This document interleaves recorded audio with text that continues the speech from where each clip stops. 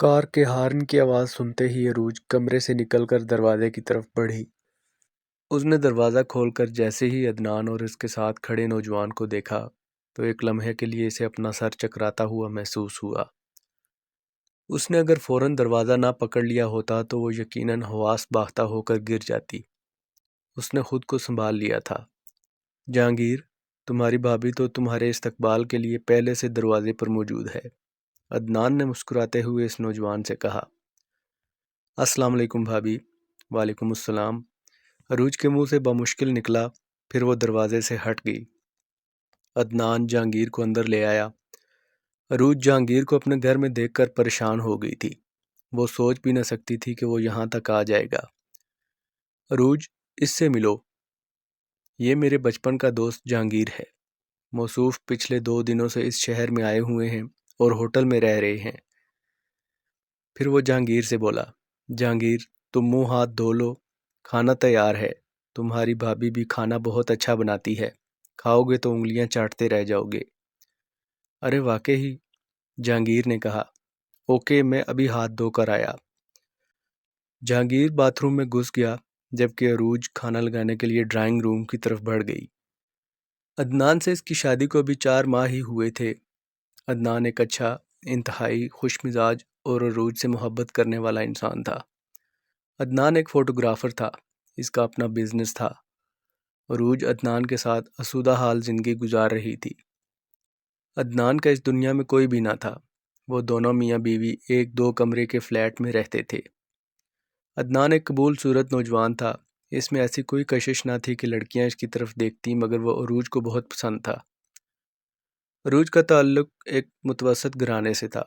اس کے والد صابن بنانے والی ایک فیکٹری میں ملازم تھے۔ اس کی ماں مر چکی تھی۔ جہانگیر کو دیکھ کر اس کے چونکنے کی وجہ یہ تھی کہ وہ جہانگیر کو جانتی تھی۔ جہانگیر اسی کے محلے میں رہتا تھا۔ وہ اس وقت BA کی طالبہ تھی جب اس نے جہانگیر کو دیکھا تھا۔ وہ جب بھی کالج جانے کے لیے گھر سے نکلتی تو جہانگیر دوسری گلی میں موجود ہوتا تھا۔ پھر ایک دن اس نے عروج کو خط لکھ دیا جس میں جہانگیر نے اظہار محبت کیا تھا۔ اس کے بعد یہ سلسلہ چل نکلا۔ عروج بھی جہانگیر کو خطوط لکھنے لگی۔ جہانگیر نے عروج کے لیے اپنا رشتہ بھیجا تھا مگر عروج کے والد نے انکار کر دیا تھا کیونکہ جہانگیر ایک آوارہ اور اوباش نوجوان تھا۔ اس کا اٹھنا بیٹھنا اچھے لوگوں میں نہیں تھا۔ وہ کوئی بھی کام نہ کرتا تھا۔ عروج نے دبے دبے انداز میں احتجاج بھی کیا تھا مگر اس کا کوئی فائدہ نہ ہوا۔ آخر وہ دن بھی آ گیا جب عروج کی عدنان کے ساتھ شادی ہو گئی۔ عروج کے لیے رشتے تو بہت آئے اور یہ اس کی خوش بختی ہی تھی کہ سبھی اونچے اور متمول گھرانوں کے رشتے تھے۔ جو رشتہ عروج کے والد کو پسند آیا تھا وہ عدنان کا تھا۔ عروج جہانگیر کو بھول کر اپنے شوہر عدنان کے ساتھ خوش رہنے لگی۔ اسے خود پر ناز بھی تھا کہ وہ ایک متمول آدمی کی بیوی تھی اور شوہر بھی ایسا ملا جو اسے بے حد چاہتا تھا۔ عروج خواب ناک زندگی میں مگن تھی کہ یکایک اسے ایسے محسوس ہوا جیسے وہ طوفان میں گھر گئی ہو، کیونکہ جہانگیر کا یہاں آنا کسی بھی لحاظ سے درست نہ تھا۔ شادی کے بعد عروج اپنے شوہر عدنان کے ساتھ فیصل آباد سے لاہور آ گئی تھی۔ کھانا کھانے کے بعد جہانگیر نے عدنان سے کہا، یار عدنان، واقعی بھابھی نے کھانا تو بہت مزے کا بنایا ہے۔ تم خوش نصیب ہو یار جو تمہیں اتنے مزے کا کھانا کھانے کو ملتا ہے۔ ہاں واقعی، عدنان نے ستائشی نظروں سے عروج کی طرف دیکھتے ہوئے کہا۔ عروج کے چہرے پر کسی بھی قسم کا کوئی تاثر نہ تھا۔ کھانا کھانے کے بعد عروج برتن سمیٹنے لگی۔ برتن سمیٹنے کے بعد وہ جب اپنے کمرے میں جانے لگی تو عدنان نے پوچھا، عروج کہاں جا رہی ہو؟ ارے بیٹھو نا، میں اپنے کمرے میں جا رہی ہوں، عروج نے جواب دیا۔ خیریت تو ہے نا؟ میری طبیعت کچھ ٹھیک نہیں ہے۔ اتنا کہہ کر عروج اپنے کمرے میں چلی گئی۔ دوسری صبح عدنان اپنے دفتر چلا گیا تو تھوڑی دیر کے بعد جہانگیر اس کے کمرے میں آ گیا۔ تم؟ عروج غصے سے بولی۔ تمہیں میرے کمرے میں آنے کی جرأت کیسے ہوئی؟ عروج، فکر مت کرو، عدنان دفتر جا چکا ہے۔ پھر تم کس لیے آئے ہو؟ جہانگیر کرسی پر بیٹھتے ہوئے بولا، میں تمہیں شادی کی مبارکباد دینے آیا ہوں۔ تم تو مجھے بھول چکی ہو عروج، لیکن میں تمہیں نہیں بھلا سکا۔ میں آج بھی تمہارے فراق میں جل رہا ہوں۔ عروج کے حسین چہرے پر غصے کے تاثرات چھا گئے۔ وہ بولی، بکواس مت کرو اور میرے کمرے سے نکل جاؤ ورنہ تمہارے لیے اچھا نہ ہوگا۔ تم میرا کچھ بھی نہیں بگاڑ سکتی ہو عروج، جہانگیر نے کہکا لگاتے ہوئے کہا۔ تمہیں وہ اپنے پیار بھرے خطوط تو یاد ہوں گے جو تم نے کالج کے زمانے میں مجھے لکھے تھے۔ کیا مطلب؟ عروج لرزیدہ لہجے میں بولی اور اس کا دماغ سن ہونے لگا۔ دل کی دھڑکنیں بے ترتیب ہو گئی تھی، انجانے اندیشے اس کے دل میں کسمسانے لگے۔ اگر میں وہ خطوط تمہارے شوہر عدنان کے حوالے کر دوں تو جانتی ہو کیا ہوگا؟ عروج نے کوئی جواب نہ دیا۔ اس کا جسم سنسنا گیا، ایک سرد سی لہر اس کے پورے وجود میں سرایت کر گئی۔ تم کیا چاہتے ہو؟ کیوں میری زندگی برباد کرنے پر تل گئے ہو؟ عروج، اگر تم چاہتی ہو کہ میں وہ خطوط عدنان کے حوالے نہ کروں تو تم مجھے ہر مہینے 10,000 روپے دیتی رہو۔ کیا 10,000؟ مگر میرے لیے یہ دینا تو ناممکن ہے۔ کیسے ناممکن ہے؟ تمہارا شوہر بہت امیر ہے، تم ہر مہینے بآسانی 10,000 دے سکتی ہو۔ جہانگیر، میرا شوہر انتہائی شریف آدمی ہے، میں اسے دھوکہ نہیں دے سکتی۔ کیا یہ تمہارا آخری فیصلہ ہے؟ ہاں۔ تو پھر وہ خطوط جلد ہی عدنان کے حوالے کر دوں گا۔ یہ سن کر عروج کا دل دہل گیا، تاہم اس نے دھیرے سے کہا، وہ میری زندگی کا آخری دن ہوگا جہانگیر، زیادہ جذباتی مت بنو عروج۔ جہانگیر اٹھتے ہوئے بولا، تم اچھی طرح سوچ لو، پھر اپنے فیصلے سے مجھے آگاہ کرنا۔ عروج نے کوئی جواب نہ دیا۔ جہانگیر چند لمحے اسے دیکھتا رہا، پھر عروج کے کمرے سے نکل گیا۔ عروج کے جسم پر ہلکا ہلکا لرزہ طاری تھا۔ وہ سوچ رہی تھی کہ اپنی پرآسائش زندگی کو کیسے بچائے۔ اب اس کے سامنے دو ہی راستے تھے، یا تو وہ خودکشی کر لے یا جہانگیر کو قتل کر دے، لیکن دونوں کام اس کے لیے آسان نہ تھے۔ وہ اس منحوس لمحے کو کوس رہی تھی جب اس کی ملاقات جہانگیر سے ہوئی تھی۔ اسے افسوس ہو رہا تھا کہ اس نے جہانگیر کے خطوط کے جواب کیوں دیے۔ اسے کیا معلوم تھا کہ جہانگیر اس قدر گھٹیا انسان نکلے گا کہ اسے بلیک میل کرنے پر تل جائے گا۔ عروج کو کیا معلوم تھا کہ جہانگیر عدنان کا دوست ہوگا۔ یہ بات تو اس دن ہی اس پر عیاں ہوئی تھی جب جہانگیر اس کو گھر لایا تھا۔ 2 دن ہو گئے تھے جہانگیر ان کے گھر ٹھہرا ہوا تھا۔ وہ یہاں سے جانے کا نام ہی نہیں لے رہا تھا۔ عدنان نے بھی محسوس کیا تھا کہ عروج کچھ پریشان اور کھوئی سی ہے۔ وہ حیران تھا کہ یکدم عروج کو کیا ہو گیا ہے۔ 1-2 بار عدنان نے عروج سے پوچھنے کی کوشش بھی کی تھی، مگر عروج ہر بار ٹال دیتی تھی۔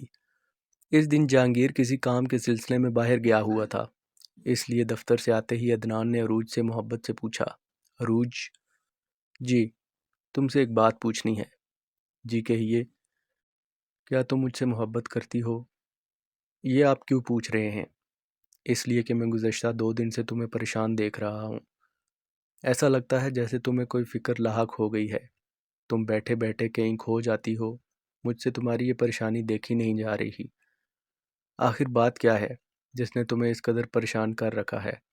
کچھ بھی نہیں، آپ کو شاید وہم ہو گیا ہے۔ تمہارا یہ جواب میرے لیے باعث اطمینان نہیں ہے۔ بتاؤ کیا بات ہے؟ دراصل مجھے ابو کی یاد آ رہی ہے۔ تو پھر اس میں پریشان ہونے والی کون سی بات ہے؟ عنقریب ہم بھی فیصلہ باد چلے جائیں گے۔ عروج نے اب جواب دینے کے بجائے سر جھکا لیا۔ جہانگیر زخمی سانپ کی طرح اپنے کمرے میں بستر پر لوٹ رہا تھا۔ اسے عروج پر بے حد غصہ آ رہا تھا۔ اس نے عروج سے خطوط کے بدلے ہر مہینے 10,000 کی بات کی تھی، مگر عروج نے اس کا مطالبہ ماننے سے انکار کر دیا تھا۔ اب اس کے پاس کوئی اور چارہ نہ تھا کہ وہ عروج کے لکھے ہوئے خطوط عدنان کے حوالے کر دے، مگر اس کا کچھ بھی فائدہ نہ تھا، کیونکہ وہ اسے خودکشی کی دھمکی دے چکی تھی اور اس دھمکی پر عمل بھی کر سکتی تھی۔ مگر جہانگیر ایسا نہیں چاہتا تھا، کیونکہ عروج کی خودکشی کرنے کی وجہ سے وہ اپنے مقصد میں کامیاب نہیں ہو سکتا تھا۔ اس کا مقصد کچھ اور ہی تھا۔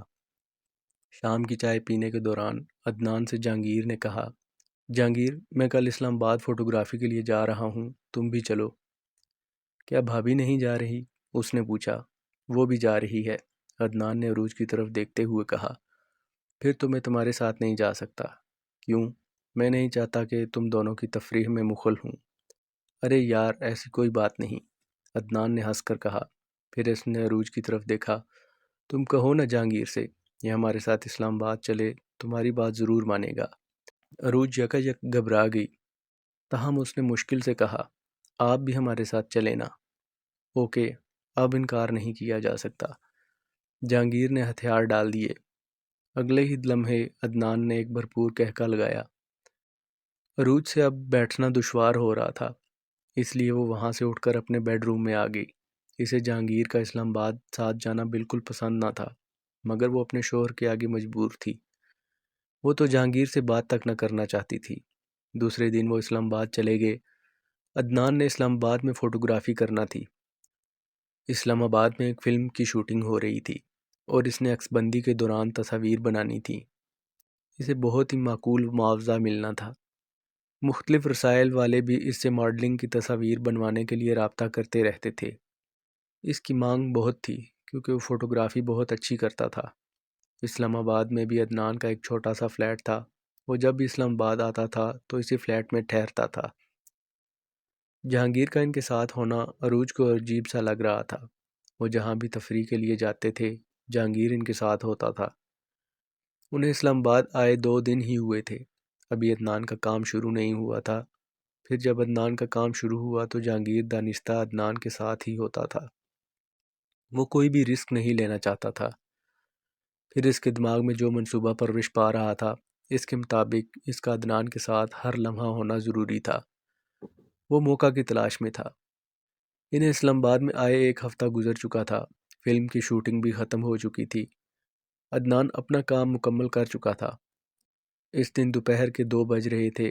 وہ تینوں سیر کے لیے پہاڑی مقام کی طرف نکل پڑے۔ مسلسل 2 گھنٹے وہ پہاڑی علاقے میں گھومتے رہے۔ آسمان پر بادل چھائے ہوئے تھے۔ بلند و بالا پہاڑ انتہائی خوبصورت اور قدرت کا حسین شاہکار لگ رہے تھے۔ عدنان نے چند ایک منظر اپنے کیمرے میں قید کر لیے۔ چلتے چلتے عروج بہت تھک چکی تھی، اس لیے وہ نڈھال ہو کر ایک جگہ بیٹھ گئی۔ کیا ہوا عروج؟ میں بہت تھک چکی ہوں۔ مجھ سے مزید چلا نہیں جا رہا۔ بس تھوڑے سے قدرتی مناظر اور کیمرے میں قید کرنے ہیں۔ پلیز عدنان، آپ تصویریں بنا لیں، میں یہاں بیٹھی ہوں۔ اچھا اوکے، تم کہیں جانا نہیں۔ پھر وہ جہانگیر کے ہمراہ قرب و جوار کے مناظر کیمرے میں قید کرنے لگا۔ تصویریں بناتے بناتے وہ دونوں بہت دور آگے نکل گئے۔ جہانگیر دیکھو کتنی حسین اور دلکش جگہ ہے، عدنان نے ایک طرف اشارہ کرتے ہوئے کہا۔ میں ذرا اس جگہ کی تصویر بنا لوں۔ پھر عدنان تصویر بنانے لگا۔ جس جگہ عدنان کھڑا تھا اس سے آگے بہت ہی گہری کھائی تھی جس میں سنگلاخ چٹانیں منہ کھولے کھڑی تھیں، اور یہی وہ لمحہ تھا جب جہانگیر اپنے منصوبے میں کامیاب ہو سکتا تھا۔ اچانک جہانگیر نے عدنان کو دھکا دے دیا۔ عدنان چیختا ہوا اس گہری کھائی میں گرتا چلا گیا۔ آہستہ آہستہ اس کی چیخیں معدوم ہوتی چلی گئیں۔ جہانگیر چند ثانیے وہاں کھڑا رہا۔ اس کے چہرے پر خفیف سی مسکراہٹ تھی۔ وہ اپنے منصوبے میں کامیاب ہو چکا تھا۔ عدنان کو قتل کرنے کے بعد وہ عروج سے شادی کر کے اس کی دولت ہتھیانا چاہتا تھا۔ عدنان کی موت کے بعد اس کی ساری دولت کی وارث عروج ہی تھی۔ عروج کو وہاں بیٹھے کافی دیر ہو چکی تھی مگر عدنان واپس نہ آیا۔ انہیں آج رات ہی واپس لاہور جانا تھا۔ ابھی اسے سامان بھی پیک کرنا تھا۔ کافی دیر بیٹھنے کے بعد وہ اکتا گئی اور اٹھ کر اس طرف چل پڑی جس طرف عدنان اور جہانگیر گئے تھے۔ ابھی وہ تھوڑے ہی فاصلے پر گئی تھی کہ اسے دور سے جہانگیر دوڑتا ہوا نظر آیا۔ ایک عروج گھبرا گئی۔ ایک انجان سا وہمہ اس کے دل میں آیا کیونکہ جہانگیر کے دوڑنے کا انداز ایسا تھا جیسے کچھ ہو گیا ہے۔ وہ مخبوط الحواس ہو رہا تھا۔ قریب پہنچتے ہی جہانگیر نے ہانپتے ہوئے کہا، عروج، وہ عدنان، کیا ہوا عدنان کو؟ عروج نے گھبرا کر بولا اور اس کے حواس بگڑ رہے تھے۔ وہ تصویریں بناتے ہوئے پہاڑ سے گر گیا ہے۔ کیا؟ عروج کی آنکھوں کے آگے اندھیرا آنے لگا۔ اگلے ہی لمحے وہ اس طرف دوڑ پڑی جس طرف جہانگیر نے اشارہ کیا تھا۔ وہ بھی اس کے ساتھ تھا۔ اس جگہ پہنچ کر عروج نے کھائی میں جھانکا، پھر وہ دائیں ہاتھ بنی سیڑھیاں اترتی چلی گئی۔ نیچے پہنچ کر جیسے ہی اس کی نظر عدنان کی لاش پر پڑی تو ایک دلخراش چیخ اس کے حلق سے نکلی۔ عدنان خون میں لت پت اوندے منہ پڑا ہوا تھا۔ عروج چیخ مار کر اس سے لپٹ کر رونے لگی۔ یہ صدمہ عروج کے لیے جان کاہ تھا۔ عدنان کا کیمرہ بھی اس کے قریب پڑا ہوا تھا۔ عروج نے وہ کیمرہ اٹھا لیا۔ تھوڑی دیر بعد وہاں پولیس آئی اور عدنان کی لاش لے گئی۔ عروج غم سے نڈھال تھی۔ جہانگیر اسے فلیٹ میں لے آیا۔ میں نے عدنان کو منع بھی کیا تھا کہ وہ چوٹی پر کھڑا ہو کر تصویریں نہ بنائے، جہانگیر نے افسردہ لہجے میں کہا، مگر اس نے میری بات نہیں مانی۔ کاش وہ میری بات مان جاتا۔ عروج خاموش رہی۔ یہ اندوناک صدمہ اس کے لیے برداشت کرنا مشکل ہو رہا تھا۔ پولیس نے بھی اسے ایک حادثہ قرار دے دیا۔ عروج عدنان کی میت لے کر لاہور آ گئی۔ اس دوران جہانگیر نے اس کے قریب ہونے کی کوشش کی تھی، مگر عروج نے اسے سختی سے منع کر دیا کیونکہ اب عدنان زندہ نہ تھا، لہٰذا اب اسے اپنے ان خطوط کی پرواہ نہیں تھی جس کے بل بوتے پر وہ اسے بلیک میل کرنا چاہتا تھا۔ 1 مہینہ وہ عدنان کی موت کے غم میں نڈھال رہی، پھر جب وہ سنبھلی تو اس نے دفتر جانا شروع کر دیا۔ اب وہ عدنان کی موت کے بعد اس کی دولت کی حقدار تھی۔ ایک دن اسے وہ کیمرہ یاد آ گیا جس سے اس کے شوہر نے آخری تصویریں بنائی تھیں۔ اس نے اس کیمرے سے فلم نکالی اور لیبارٹری میں تصویریں دھونے لگی۔ وہ کل 12 تصویریں تھیں۔ جب وہ تصویریں دھو چکی تو وہ ان تصویروں کو دیکھنے لگی جو اس کی مرحوم شوہر کی آخری نشانی تھی۔ اس کی آنکھوں میں آنسو جھلملا گئے۔ تصویریں نہایت خوبصورتی کے ساتھ بنائی گئی تھی۔ اچانک ایک تصویر دیکھتے ہی وہ حیران ہو گئی۔ وہ تصویر جہانگیر کی تھی جس میں جہانگیر جھک کر نیچے دیکھ رہا تھا۔ تصویر بالکل فوکس تھی۔ اس نے تصویر میں وہی کپڑے پہنے ہوئے تھے جس دن اسلام آباد میں اس کا شوہر عدنان پہاڑی سے کھائی میں گر گیا تھا۔ اس دن بھی جہانگیر نے تصویر والے کپڑے پہنے ہوئے تھے۔ اگلے ہی لمحے یہ خیال اس کے دماغ میں آیا کہ کہیں جہانگیر نے تو اس کے شوہر عدنان کو دھکا نہیں دیا تھا، کیونکہ تصویر ایسے زاویے سے بنی ہوئی تھی کہ ایسا لگتا تھا کہ جیسے تصویر بنانے والا نیچے موجود ہو۔ تصویر میں جہانگیر کے چہرے پر وحشت چھائی ہوئی تھی۔ اس کا چہرہ چٹان کی مانند سخت ہو رہا تھا۔ ساری بات اس کی سمجھ میں آ چکی تھی، مگر وہ اس سوچنے پر مجبور ہو چکی تھی کہ عدنان نے اسے دھکا جان بوجھ کر دیا تھا یا عدنان اتفاقی طور پر گر گیا تھا۔ پولیس اسے اتفاقی حادثہ قرار دے چکی تھی، مگر جہانگیر کی تصویر دیکھنے کے بعد اسے حتمی طور پر یقین ہو گیا تھا کہ جہانگیر نے کسی مقصد کے تحت ہی عدنان کو مارا تھا۔ جہانگیر کے خلاف ایک نفرت کی چنگاری اس کے وجود میں بھڑکی۔ شام کو وہ تصویر اور نیگیٹو لے کر اپنے فلیٹ پر پہنچی کہ اسی وقت ٹیلی فون کی گھنٹی بجی۔ عروج نے ریسیور اٹھا لیا۔ ہیلو۔ دوسری طرف جہانگیر تھا۔ عروج کیسی ہو؟ میں ٹھیک ہوں، کیا تم اس وقت میرے فلیٹ میں آ سکتے ہو؟ خیریت؟ جہانگیر نے حیران کن لہجے میں پوچھا۔ ہاں خیریت ہی ہے، بس تم سے ایک مشورہ کرنا تھا۔ کیسا مشورہ؟ عدنان نے جو جائیداد چھوڑی ہے اس کے بارے میں مشورہ کرنا ہے۔ اوکے، میں ابھی آ رہا ہوں۔ ریسیور رکھ کر عروج کے چہرے پر ایک مسکراہٹ پھیل گئی۔ اس نے اپنے مرحوم شوہر کی المناک موت کا جہانگیر سے انتقام لینے کا فیصلہ کر لیا تھا، اور یہ تب ہی ممکن تھا جب جہانگیر کو وہ اپنی محبت بھری باتوں میں پھنسائے۔ آدھے گھنٹے کے بعد ہی جہانگیر اس کے فلیٹ میں پہنچ گیا۔ عروج نے اس کا خوشگوار موڈ میں استقبال کیا۔ جہانگیر سرشار ہوتا جا رہا تھا۔ عروج، میں حیرت زدہ ہوں کہ تمہارے اندر یکدم یہ تبدیلی کیسے ہو گئی۔ وہ حیرت کے ملے جلے لہجے میں بولا۔ جہانگیر، میں اس بھری دنیا میں تنہا رہ گئی ہوں۔ وہ اس کے قریب بیٹھتے ہوئے بولی۔ آخر کب تک میں تنہا رہ سکتی ہوں؟ کسی نہ کسی سہارے کی تو ضرورت پڑے گی، اس لیے میں نے فیصلہ کیا ہے کہ اب تم سے شادی کر لوں۔ کیا واقعی؟ جہانگیر جھوم اٹھا۔ کیا تم سچ کہہ رہی ہو؟ بالکل سچ کہہ رہی ہوں۔ آخر اتنی ساری دولت کا میں اکیلے کیا کروں گی؟ میں چاہتی ہوں کہ میں ساری دولت تمہارے حوالے کر دوں، مگر کیا؟ جہانگیر نے پہلو بدلا۔ اس کی خوشی دیدنی تھی، مگر عروج ایک لمحے کے لیے رکی، پھر پھنکارتے ہوئے بولی۔ تمہاری موت کے بعد؟ اگلے ہی لمحے عروج نے پلک جھپکنے سے پہلے ریوالور نکال کر جہانگیر پر تان لیا۔ جہانگیر حواس باختہ ہو گیا۔ اس کا چہرہ متغیر ہونے لگا، آنکھوں میں موت کے سائے لہرانے لگے۔ وہ شوریدگی سے بولا۔ یہ کیا مذاق ہے عروج؟ اسے ہٹا لو، چل جائے گا۔ مذاق؟ تمہیں یہ مذاق لگ رہا ہے؟ اگر یہ مذاق ہے تو پھر یہ کیا ہے؟ عروج تصویریں دکھاتے ہوئے کسی ناگن کی طرح پھنکاری۔ اس نے میز پر اس کی تصویریں اٹھا کر اس کے منہ پر دے ماری۔ جب جہانگیر نے تصویر دیکھی تو اگلے ہی لمحے اس کے چہرے پر کئی رنگ آئے اور کئی گئے۔